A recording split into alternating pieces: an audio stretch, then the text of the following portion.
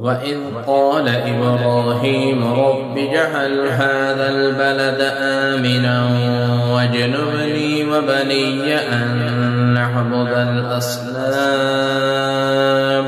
رب إنهن أضللن كثيرا من الناس فمن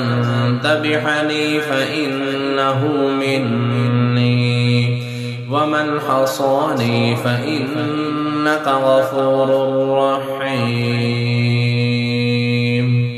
ربنا إني أسكنت من ذريتي بواد غير ذي زرع عند بيتك المحرم ربنا ليقيموا الصلاة فاجعل أفئدة من الناس تهوي إليهم وارزقهم من الثمرات لعلهم يشكرون ربنا إنك تعلم ما نخفي وما نعلن وما يخفى على الله من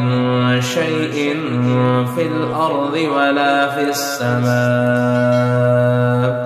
الحمد لله الذي وهب لي على الكبر إسماعيل وإسحاق إن ربي لسميع الدعاء رب اجعلني مقيم الصلاة ومن ذريتي ربنا وتقبل دعاء ربنا اغفر لي ولوالدي وللمؤمنين يوم يقوم الحساب.